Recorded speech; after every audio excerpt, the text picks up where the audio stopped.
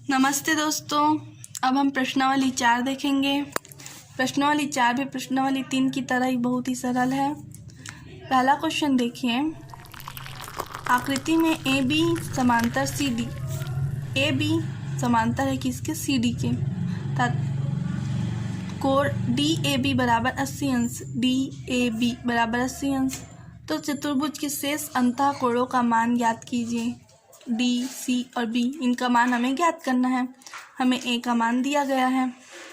दोस्तों, ये जो दिख रहा है चतुर्भुज ए बी सी डी, ये एक चक्रीय चतुर्भुज है। चक्रीय चतुर्भुज वह होता है जिनके चारों शीर्ष वृत्त की परिधि को स्पर्श करती हों, और ये वृत्त की परिधि को स्पर्श कर रही हैं, इसीलिए यह एक चक्रीय चतुर्भुज है।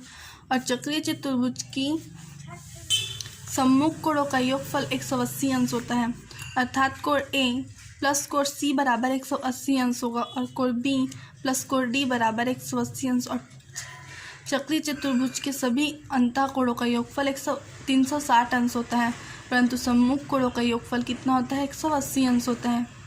इस तरह से हम सी का मान पता कर लेंगे। तो 180 में 80 घटाएंगे तो कितना आ जाएगा?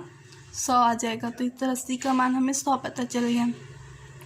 अब उसके बाद देखिए, ए बी समांतर किसके हैं? डी सी के। मान लीजिए ए और डी तिर्यक, ए डी क्या है? तिर्यक रेखा है जो इसको काट रही है। तो यहाँ पर से एक कोण बनेगा और यहाँ पर से एक कोण बनेगा, जो कि अंतः कोण कहलाता है। यदि दो समांतर रेखाएं हैं और उसको एक तिर्यक रेखा काटती है, तो जो अंदर में जो कोण बनेगा वो अंतः कोण होते हैं, और अंतः कोणों का योग 180 अंश होता है, अर्थात ये 80 अंश है, और टोटल इनका योगफल 180 अंश होता है। तो 180 अंश में 80 अंश को घटा देंगे तो 100 अंश आ जाएगा। इस तरह हमें डी का मान पता चल जाएगा। उसके बाद डी का मान पता चल गया तो कोण बी प्लस कोण डी बराबर 180 अंश होता है, क्योंकि चक्रीय चतुर्भुज के सम्मुख कोणों का योगफल कितना होता है? 180 अंश। और जब कोण डी का मान 100 अंश है तो कोण बी का मान कितना हो जाएगा? 80 अंश हो जाएगा। इस तरह से हमें चक्रीय चतुर्भुज के सभी अंतः कोणों का मान पता चल गया। आइए देखते हैं। ये तो मैंने आपको एक मुखाग्र बताया है ताकि आपको समझ में आ जाए। देखिए, चक्रीय चतुर्भुज एबीसीडी एक चक्रीय चतुर्भुज है। चक्रीय चतुर्भुज के सम्मुख कोणों का योगफल 180 अंश होता है, जिसके कारण ए प्लस सी 180, बी प्लस डी 180। अब ए का मान हमें पता है, जिससे सी का मान पता चल गया। चूँकि ए बी और सी डी क्या है? समांतर। ए बी सी डी के समांतर है, और मान लीजिए ए डी तिर्यक रेखा है, तो ए और डी पर जो कोण बना वो अंतः कोण है, और अंतः कोण का योगफल कितना होता है? 180 अंश होता है। हमें ए का मान पहले से पता है, तो कोण डी का मान हमें निकल गया 100। अब यहाँ से हम बताए थे चक्रीय चतुर्भुज के सम्मुख कोणों का योगफल कितना होता है? 180 अंश। ए का मान हमें पता है, सी निकल गया, डी निकल गया, अब क्या बच गया? बी। तो यहाँ इसके थ्रू हम बी का मान निकाल सकते हैं। कोण बी प्लस कोण डी बराबर 180 अंश। डी का मान रखें, पक्षांतर किए, बी का मान आ गया। इस तरह से देख सकते हैं दोस्तों कि पहला क्वेश्चन जब इतना सरल है तो आगे के क्वेश्चन भी बहुत ही सरल होने वाले हैं। आइए अब हम दूसरा क्वेश्चन देखते हैं। कोण क्यू आर एस तथा कोण क्यू टी एस ज्ञात कीजिए। क्यू आर एस और क्यू टी एस, हमें इन दो कोणों का मान पता करना है। दोस्तों, जब हमें आर का मान पता चल जाएगा तो टी का मान पता चल जाएगा, या टी का मान पता चल जाएगा तो आर का मान पता चल जाएगा, क्योंकि जितना मान आर का होगा उतना ही टी का होगा, और जितना टी का होगा उतना ही आर का होगा। आइए अब हम पता करते हैं। ये मान लीजिए एस और क्यू क्या है? चाप है। जो चाप केंद्र पर बना कोण 152 अंश है। यही कोण परिधि पर बन रहा है, कोण पी। तो 152 है तो परिधि पर कितना बनता है? आधा बनता है। तो 152 का आधा 76। इस तरह से हमें कोण पी का मान कितना पता चल गया? 76। अब ध्यान से देखिए, तो पी क्यू टी एस एक चक्रीय चतुर्भुज है। पी क्यू टी एस क्या है? एक चक्रीय चतुर्भुज है, जिसमें चक्रीय चतुर्भुज के सम्मुख कोणों का योगफल कितना होता है? 180 अंश। इसीलिए कोण पी प्लस कोण टी बराबर कितना होगा? 180 अंश। अब ये तो 76 अंश है, तो 180 में 76 अंश घटाएंगे तो कितना आएगा? 104 अंश। इस तरह से कोण क्यू टी एस का मान कितना आ गया? 104 अंश। चूँकि परिधि एक ही परिधि पर समान चाप से बना है, इसीलिए टी जितना मान होगा उतना ही आर का मान होगा। तो आर बराबर भी कोण क्यू आर एस बराबर भी कितना होगा 104 अंश। आइए समझते हैं। अब आप समझ तो गए हैं। अब ये मौखिक है ताकि आपको ये अच्छे से समझ में आ गए। लिखावट को भी मैं आपको बता रही हूँ। देखिए हमें पता है एस ओ क्यू कितना है 152 अंश है। तो एस पी क्यू ये परिधि पर जो कोण बना है वो उसका जस्ट आधा हो जाएगा तो 76 अंश हो गया। अब पी क्यू टी एस एक चक्रीय चतुर्भुज है तो उसमें सम्मुख कोणों का योगफल कितना होगा 180 अंश। हमें एस पी क्यू का मान पता है तो क्यू टी एस नहीं पता तो उसका मान निकाल लिए तो कितना आ गया 104 अंश। क्यू टी एस का मान 104 अंश आ गया। अब देखिए क्यू टी एस बराबर क्यू आर एस क्यों? क्योंकि एक ही वृत्तखंड के कोण हमें बताई थी, एक ही परिधि पर बना है, इसीलिए दोनों के मान बराबर होंगे। इसीलिए दोनों का मान कितना हो गया 104 अंश। इस तरह से दोस्तों पहला क्वेश्चन दूसरा क्वेश्चन बहुत ही इजी तरीके से सॉल्व हो गया। और अब हम तीसरा क्वेश्चन देखेंगे। तीसरा क्वेश्चन बताता है कि ए बी सी डी एक चक्रीय चतुर्भुज है जिसकी भुजा ए बी वृत्त का व्यास है, ए बी वृत्त का व्यास है और कोण ए डी एस बराबर 150 अंश, ए डी एस सी बराबर 50 अंश 150 अंश। तो बी ए सी अर्थात हमें केवल इतना का मान पता करना है। ठीक है ना दोस्तों, पूरे इतना का नहीं, केवल बी ए सी अर्थात इतना का। आइए समझते हैं इसको कैसे बना सकते हैं। हमेशा याद रखिए जो वृत्त के अर्धवृत्त व्यास हमेशा वृत्त को 2 बराबर भागों में डिवाइड कर देता है और जो अर्धवृत्त पर बना कोण होता है वो हमेशा समकोण होता है। अर्थात ये अर्धवृत्त है जो व्यास वृत्त को अर्धवृत्त कर देता है। तो ए और बी से चाप गया है जो बिंदु सी को मिलाता है, तो ये जो कोण होगा वो कितना होगा 90 अंश होगा। हमेशा अर्धवृत्त पर बना कोण 90 अंश होता है। इस तरह से हमें ये मान कोण सी का मान 90 अंश पता चल गया। अब पता है कि ए बी सी डी क्या है, एक चक्रीय चतुर्भुज है और ये भी पता है कि चक्रीय चतुर्भुज के सम्मुख कोणों का योगफल 180 अंश होता है। हमें डी का मान पता है तो हम बी का मान पता कर सकते हैं। तो बी का मान कितना आएगा 30 अंश आएगा, 90 अंश और 30 अंश। अब ये त्रिभुज है ए बी सी, त्रिभुज के तीनों कोणों का योगफल कितना होता है 180 अंश होता है, जिसके थ्रू हम ए का मान पता कर सकते हैं।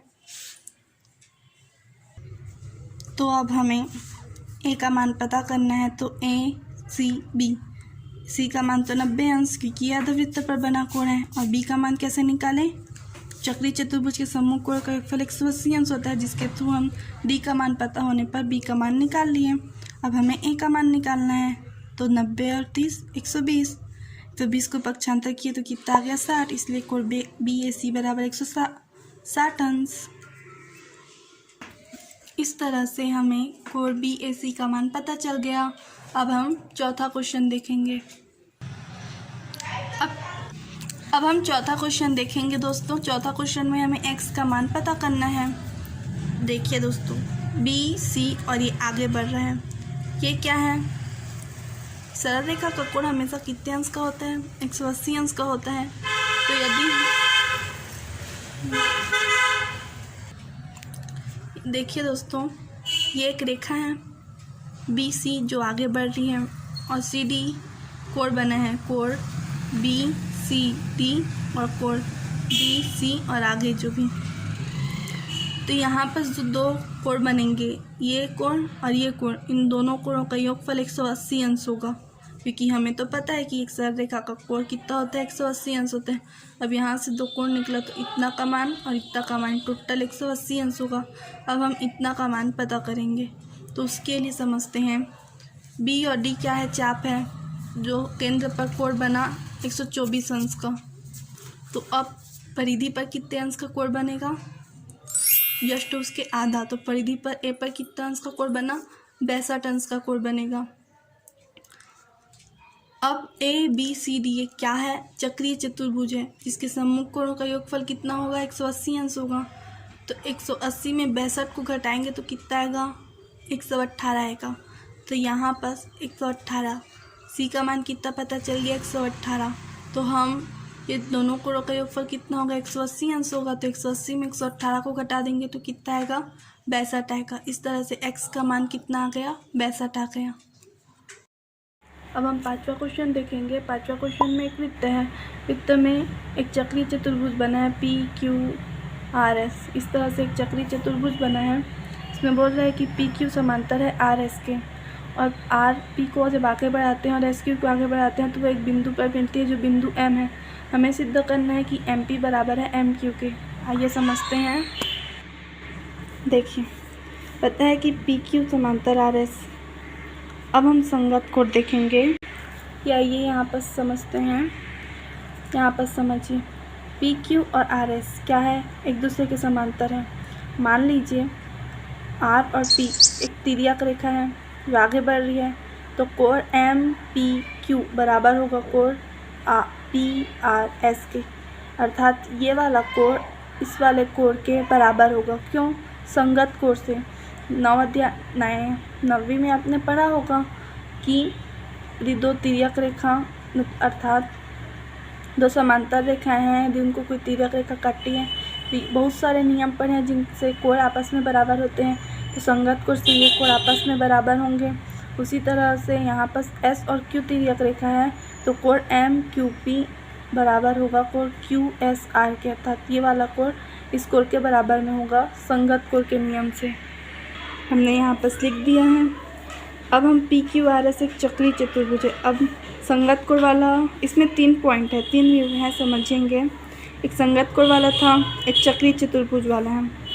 चूँकि चक्रीय चतुर्भुज है इसलिए चक्रीय चतुर्भुज के सम्मुख कोणों का योगफल कितना होता है, 180 अंश होता है। इसीलिए दोस्तों आगे पीछे का ना हटा भूल जाया करिए, बीच का देखा करिए, इससे आप जल्दी समझेंगे। R और Q बराबर 180 अंश होगा और P और S बराबर 180 अंश होगा। ये देखिए दोस्तों, PQRS क्या है, एक चक्रीय चतुर्भुज है जिनके सम्मुख कोणों का योगफल कितना होता है, 180 अंश होता है। इसीलिए Q और R का योगफल 180 अंश होगा और P और S का योगफल कितना होगा, 180 अंश होगा। अब हम जानते हैं कि PQ समांतर है RS के और RP और S की तिर्यक रेखा है। तो एक तो संगत कोण से कोण आपस में बराबर हुए और एक अंतःकोण युग्म से कोण आपस में बराबर होंगे। ये देखिए दोस्तों, PQ समांतर RS, RP और SQ क्या तिर्यक रेखा है। एक हमने संगत कोण से ये कोण को आपस में बराबर किया। अब हमको पता है अंतःकोण युग्म क्या होता है, ये वाला कोण और ये वाला कोण, इन कोणों का योगफल कितना होगा, 180 अंश होगा ना दोस्तों। इन कोणों का योगफल 180 अंश होगा।